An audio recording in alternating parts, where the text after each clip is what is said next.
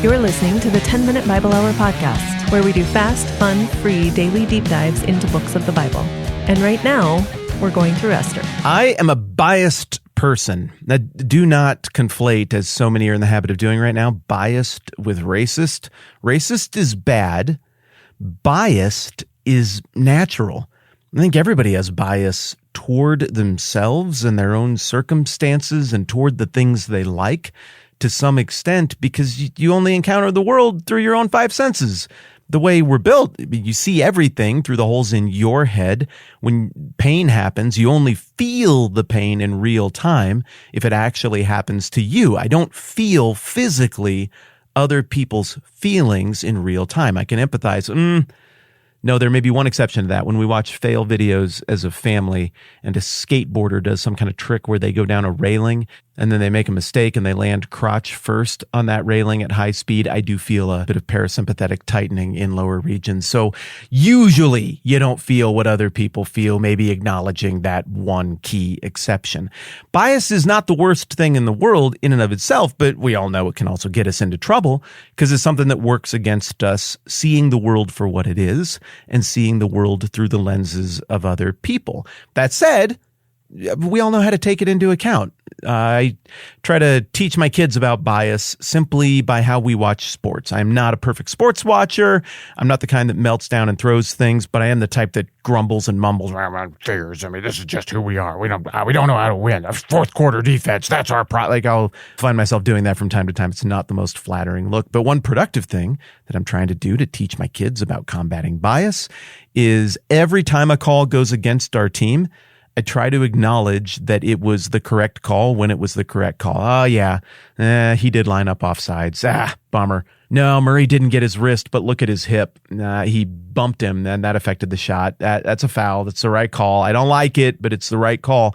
And what I'm doing is I'm just trying to show them, hey, this is what it looks like to try to be objective when things don't go your way and to see it from another perspective. Do I always get this right? No, of course not. I told you right at the beginning, I'm biased because I am. But I want my kids to develop this sense of honest with themselves, taking their own biases into account when they're going through life and looking at things. And I also want them to take other people's biases into account as they're going through life.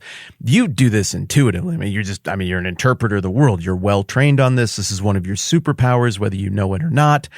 You just intuitively know that when someone is very, very partisan, very biased toward their given thing, and they say, oh, this is how the things are, and this situation is great, and it's like this, you know to think, well, okay, let's run that through the filter of your massive biases, though. I don't think that proves anything. Of course you're going to say that. But further, you know that when somebody who is very biased toward a given thing hangs their head and is like, yeah, the truth of the situation is that isn't very good for our team.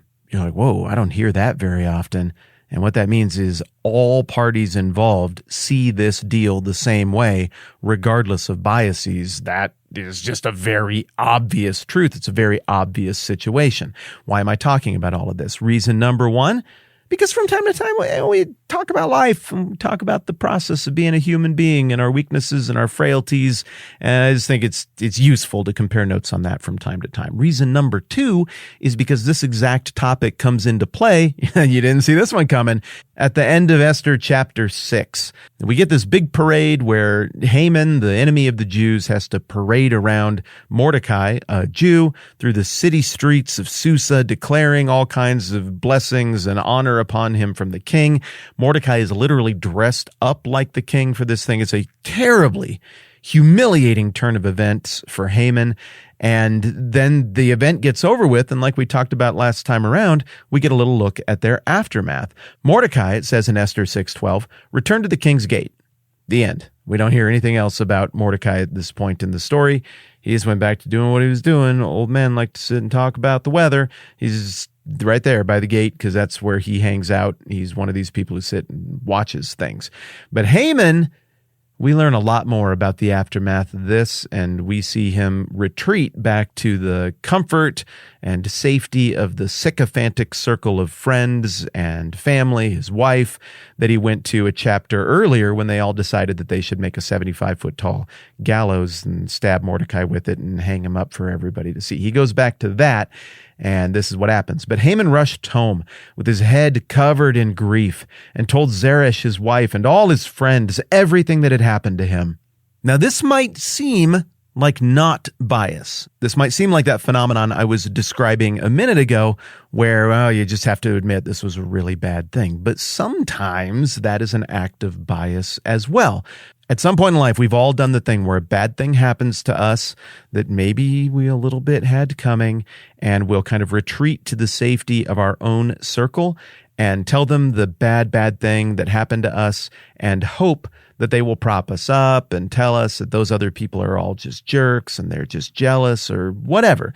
Maybe sometimes it's healthy and we need it, maybe other times not, but this can still be a product of our biases toward ourselves as we go and seek help in crafting a narrative to make ourselves feel better about something that went really, really badly.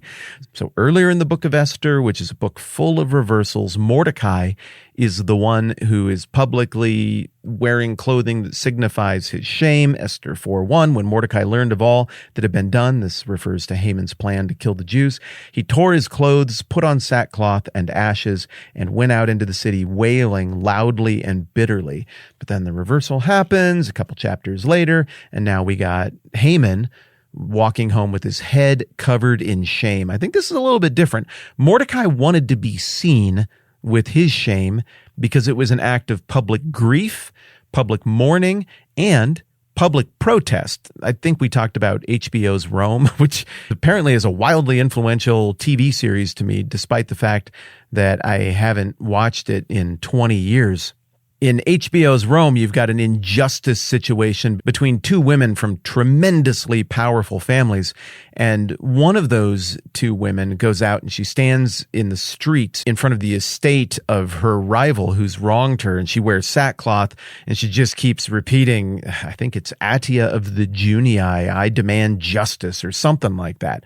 It's very powerful. I mean, it's probably the only line from the entire series that I remember because she said it so dang much, but it was an act of performative public grief that was meant to be seen so that the disgrace of the affair would elicit sympathy and something would have to happen. It would have to be addressed. Whereas this reversal that we see here in Esther 6:12 with Haman now covering his head, that's different. This dude does not want to be seen. This is more like the guy leaving the courthouse who has gone through a horribly embarrassing legal affair and the flashbulbs are going. It's like, just don't even look at me. There's no upside for anybody seeing my face. I don't want to be known. I don't want to be acknowledged. And that's right where Haman is. He doesn't want anybody giving him the Apostle Peter treatment and being like, hey, oh, I know you. Aren't you the king's right-hand man, Haman, the enemy and oppressor of the Jews? Why do you have poop all over your boots? Wait, was that you leading around Mordecai before? I didn't even look because I was just so interested in him and all of his regal glory up there on the king's horse. What was that you? Because you're definitely Haman. I recognize you from the thing. Hey guys, the dude who was covered in poop who was leading that horse around a minute ago. That's Haman, the right-hand man. Seriously, come on. It's him. I'm telling you, he's right here. He did not want that to happen. So instead, he's not taking the busy streets, I bet. He's got his cloak pulled up like some kind of Jedi or assassin, and he's ducking in the dark alleys and corners, trying to find his way across town. And in doing so, he's probably having to slum it with people way below his station. So this is public demonstrative grief, much like what we got from Mordecai earlier, but the nature of Haman's is totally different, and what Haman is trying to achieve with this posture of grief is totally different. Well, Haman shuffles and skulks his way across town. Maybe he lucked out and avoided being recognized, but he makes his way back to the house. And can you imagine the scene when he gets there with his wife and, I don't know, do his buddies always just hang around? Are they just there on the dole like his entourage or whatever, just drinking his fancy booze starting at about 11:30 in the morning when they wake up? I don't know, but for whatever reason, they're all there. And can you imagine? He shows up. Maybe he doesn't want to go through the front gate, and so he uses the servant's entrance or something, keeps his hood down as he comes in that, and maybe some of the kitchen staff are like, Master, everything okay? That's a lot of poop. Yeah, I'm fine. Just leave me alone. Or did he go right through the front gate to really work the bias sympathy aspect of the thing? Either way, I'm guessing his wife and his buddies were real shocked when he comes in like that, and they're like, okay, between the fact that as I look out my window to where the giant pole is that should have Mordecai on it by now, between the fact that I don't see that and the fact that you're covered up to the knees in a variety of different types of feces, this tells me something has gone wrong this morning. What's up? And of course, in keeping with everything else that we've seen throughout the book of Esther, every time one of these powerful clown king types endures an indignity or a humiliation, they just can't shut their mouth about it. They have to go and tell people everything that happened, exactly what happened. And so Haman does the same in this situation. And we're going to pick up right where we left off tomorrow as we go and look at what their reply is. It's going to be interesting to see how their bias toward this guy, Haman, who is their meal ticket. I mean, they're not sipping on adult beverages at 11 in the morning being unemployed if there's no Haman. It's going to be really interesting to see how their biases play out and if they're going to be able to find a way to put lipstick on this horrible situation, this horrible indignity, and prop up their guy, or if they're just going to have to admit, wow, that was really bad. We'll find out tomorrow. Quick reminder, later this week, we're going to start distributing the digital copies of this massive, really cool Achaemenid Empire map so that you can use that as a reference for this whole conversation. I'm going to give that map to literally anybody who is currently supporting the program at any level. And again, we'll start distributing that toward the end of this week. Thank you so much to everybody who supports the program. Thank you also, I got to say this every time, to everybody who doesn't. You don't have to. That ain't weird. Thank you so much for being here. I just love that we get to do this. I'm Matt. This is the 10-Minute Bible Hour podcast. Let's do this again soon.